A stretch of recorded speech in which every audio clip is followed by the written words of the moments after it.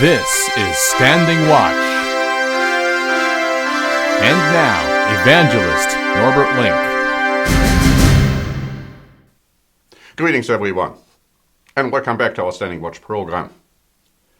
The relationship between the United States of America and Europe under German leadership is becoming more and more fragile. And the question is, if the United States withdraws from the world scene, will Germany fill the void? First, let me tell you a little bit about the most recent developments. It has to do with Mr. Trump, President Trump, saying that it is no longer necessary and he is not insistent upon a two-state solution between Israel and the Palestinians. Now, The Guardian wrote on February 15, in a single sentence and without detailed elaboration, Donald Trump has casually discarded decades of U.S. diplomacy on the Middle East peace process. And what is important for the purpose of our program today is that the Europeans are completely and totally opposed to the concept that you could have a one-state solution. They are completely and totally committed to a two-state solution, and therefore the reaction was predictable.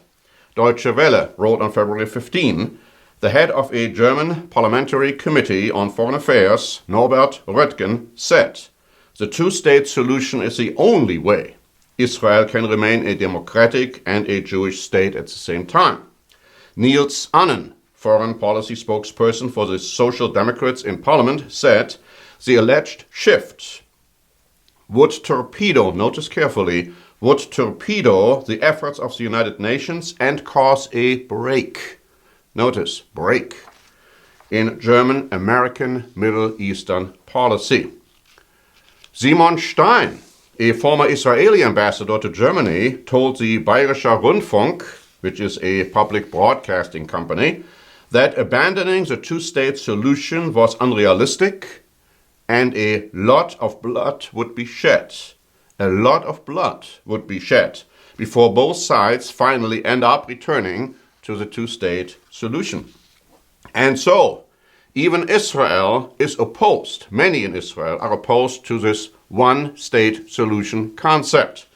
The Times of Israel on February 16 quoted with approval several editorials from U.S. newspapers, saying that in a barrage of editorials, the New York Times, the Washington Post, and the Los Angeles Times described Trump's statement as nonsensical, absurd, he has no inkling to how to move forward, a dangerous retreat, Trump is being naive, is setting himself up for diplomatic failure, it's the ultimate fantasy.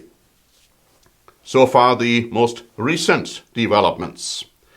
But now the Booking Institution wrote on February 10, the declining will and capacity of the United States to maintain the present world order will reach the moment at which the existing order collapses and the world descends into a phase of brutal anarchy as it has 3 times in the past 2 centuries. And then it talks about the wars under Napoleon, it talks about World War I, and it talks about World War II. And then it goes on to say, where exactly we are in this classic scenario today is, as always, impossible to know. Are we 3 years away from the global crisis, or perhaps 15?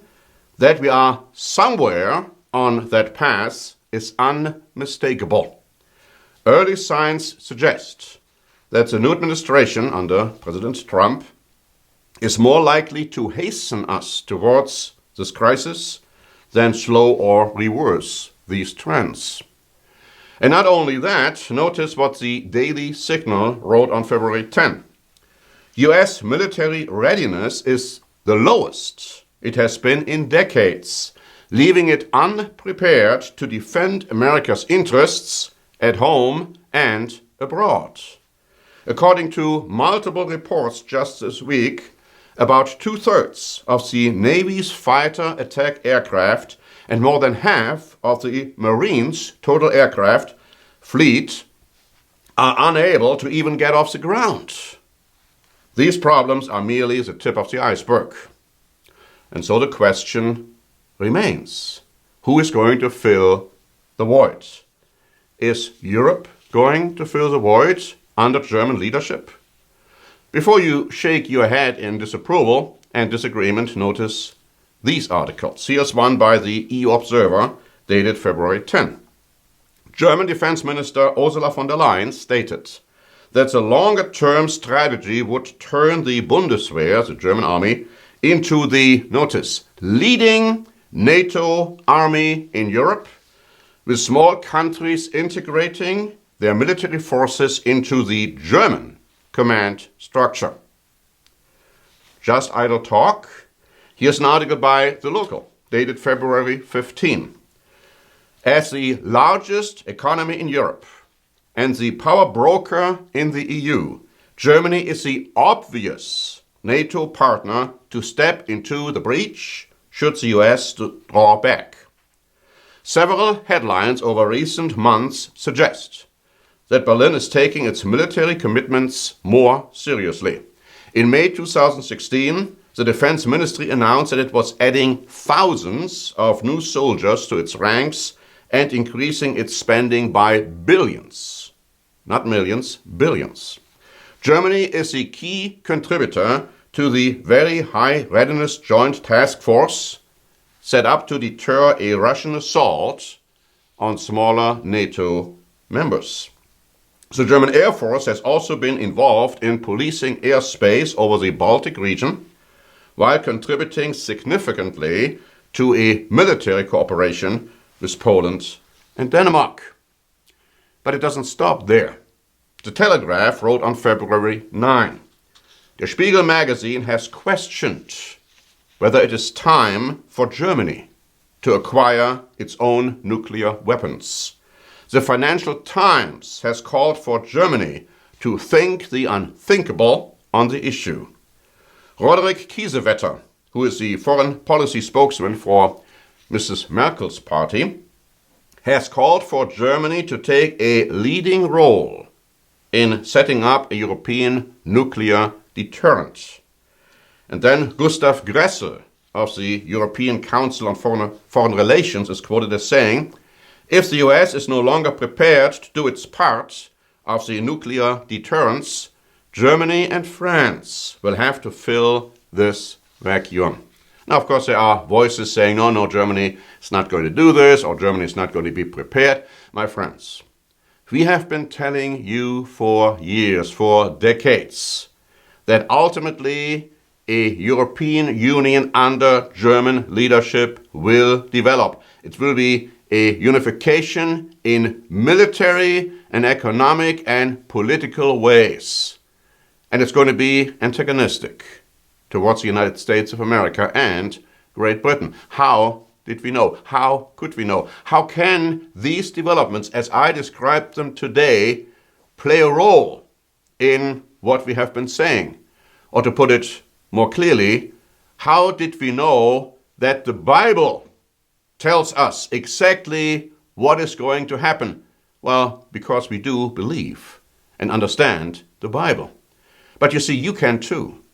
It shouldn't come as a surprise to us when we see those developments occurring now, because the Bible has been prophesied them to occur many, many thousands of years ago, because these are developments for the end time. We have prepared a booklet, a free booklet, The Authority of the Bible.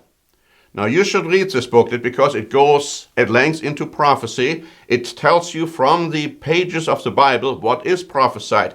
It identifies modern nations.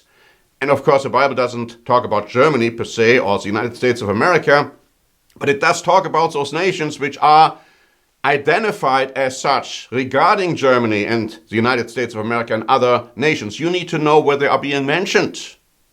Also, it talks about a lot who actually canonized the Bible. How can you be sure that the Bible speaks to you with authority, and which passages, which books should not be part of it? And of course, just to give you a hint, it was not the Roman Catholic Church which canonized the Bible.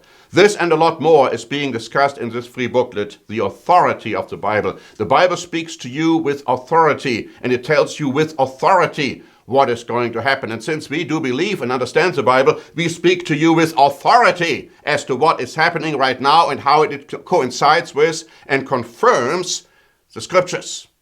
You can know too. If you are interested in what is happening now and why, please read our free booklet on the authority of the Bible. Please ask for a free copy today.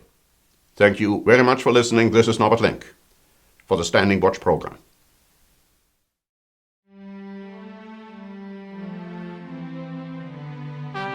Standing Watch is a presentation by The Church of the Eternal God, P.O. Box 270519, San Diego, California 92198. More information is also available at our website, eternalgod.org.